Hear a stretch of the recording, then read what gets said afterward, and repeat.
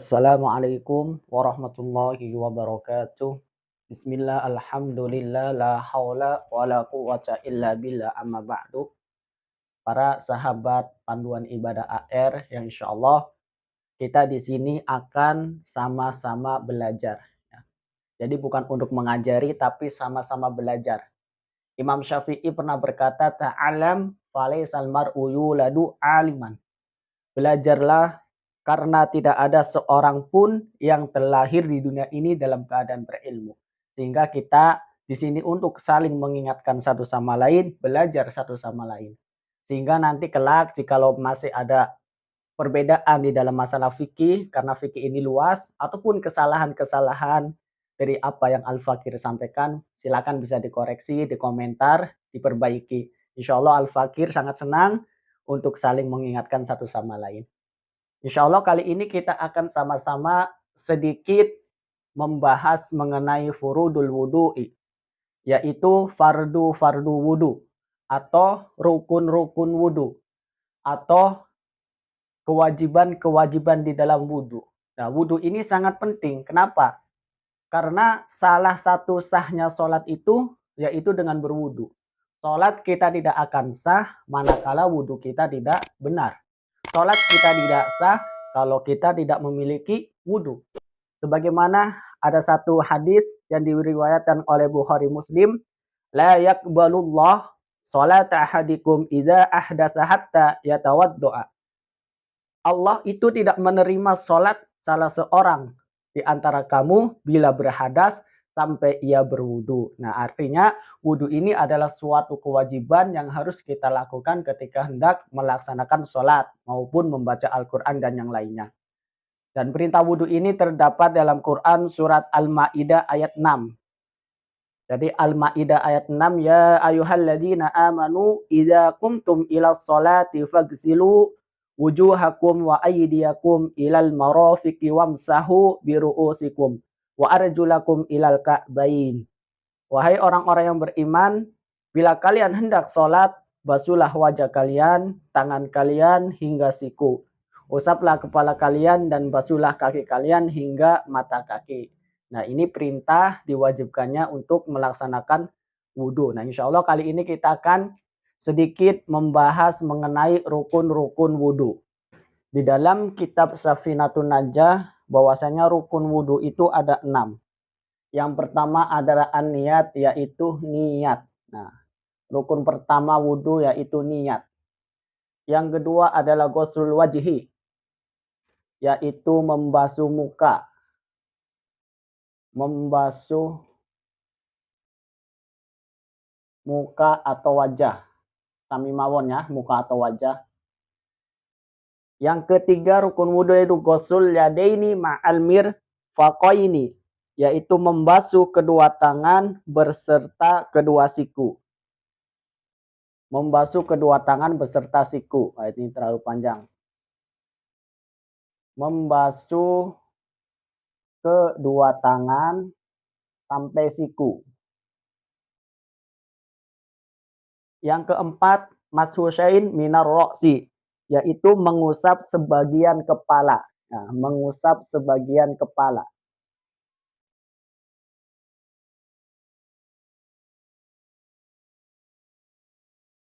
Mengusap sebagian kepala.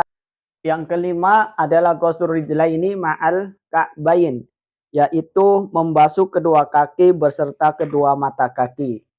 Membasuh kedua kaki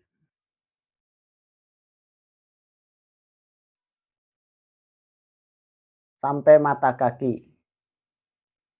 Nah, tulisannya semoga bisa dibaca. Nanti kita satu. Membasuh kedua kaki sampai mata kaki. Dan yang keenam atau terakhir yaitu tertib. Nah, ini adalah rukun wudhu. Ya, kewajiban yang harus dilakukan saat kita wudhu, yaitu ada 6. Yang pertama niat. Sambil kita mungkin bagi anak-anak yang belum hafal bisa dihafal. Yang pertama niat. Yang kedua membasuh muka atau wajah. Ketiga membasuh kedua tangan sampai siku. Keempat mengusap sebagian kepala. Yang kelima, membasuh kedua kaki sampai mata kaki. Dan yang keenam, tertib. Kita sedikit membahas satu-satu. Ya, yang pertama niat. Niat itu harus kita lakukan karena innamal a'malu binniat. Segala sesuatu itu tergantung pada niatnya. Nah, niat ini bukan nawaitul wudu'a lirafil hadasil asgori fardholillahi ta'ala, bukan. Tetapi itu adalah lafaz niat. Tetapi niat itu tempatnya di mana? Niat itu tempatnya di dalam hati. Nah, jadi kita ini membaca niat itu di dalam hati tatkala tatkala kita membasuh muka kita, membasuh wajah kita. Nah, jadi ketika kita membasuh wajah kita membaca niat apa? Bahasa apapun kita lakukan bisa. Mau bahasa Indonesia, aku niat berwudu karena Allah cukup. Niat ingsun arep wudu karena Allah cukup. Mau bahasa Sunda, mau bahasa Jerman, silakan ya. Jadi niat itu menggunakan bahasa kita sendiri dan tempatnya di dalam hati tatkala kita dibarengi dengan membasuh muka. Nah, itu niat ya, bukan nawaitul wudu'a. Kalau nawaitul wudu'a li rafil itu adalah lafaz niatnya. Kemudian yang kedua itu adalah membasuh muka atau wajah. Nah, yang dimaksud muka atau wajah itu adalah sebagian batas muka, yaitu panjang wajah itu, yaitu panjangnya itu antara tempat tumbuhnya rambut. Nah, tempat tumbuhnya rambut itu di mana? Di atas jidat kita ini yang mana yang tumbuh? Nah, itu batas rambut kita sampai dengan bawah ujung kedua rahang kita. Nah, rahang kita ini di bawah ujung kita itu panjang dari muka kita. Sedangkan lebarnya itu adalah yang di mana lebarnya antara kedua telinga biasanya ditandai dengan jendolan. Nah, jendolan kanan, kiri. Nah, ini adalah lebar muka kita. Nah, ini adalah lebar muka kita. Jadi termasuk kumis, termasuk jenggot, termasuk alis itu bagian dari muka. Nah, itu yang harus kita basuh sampai rata. Nah, yang ketiga adalah membasuh kedua tangan sampai siku. Nah, ini membasuh kedua tangan ini yang baik, yang bagus, yang benar itu kita membasuhnya ini dari jari-jari kita. Nah, dari jari-jari kita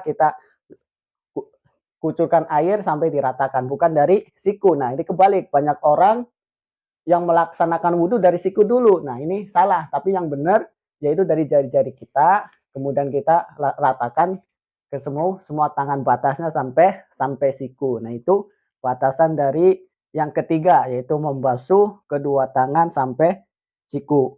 Yang keempat itu membasuh sebagian kecil kepala atau mengusap. Nah, jadi kepala kita ini boleh kita basuh sedikit, kita ambil air, kita tempelkan.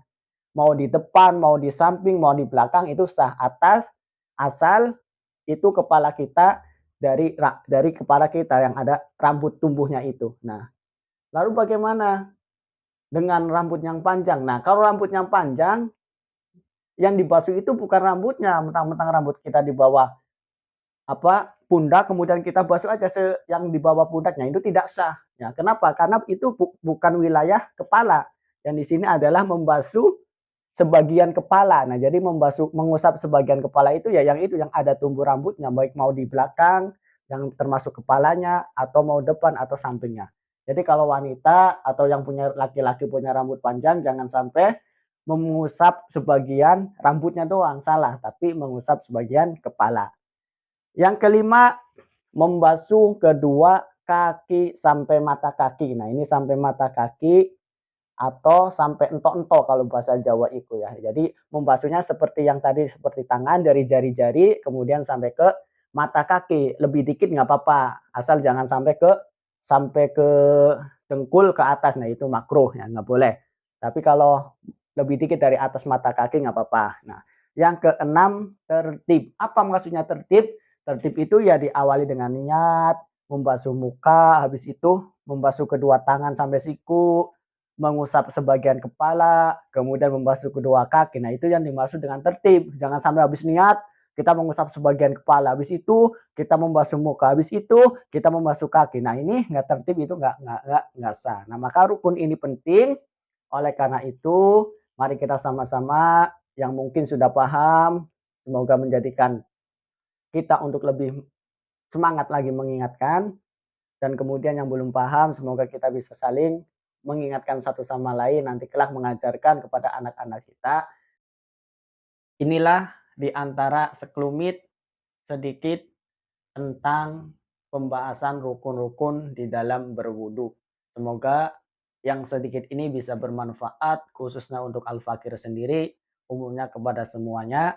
Mohon maaf bila banyak salah, bila banyak kekeliruan, semoga bisa diperbaiki. Wabillahi taufiq wal hidayah. Assalamualaikum warahmatullahi wabarakatuh.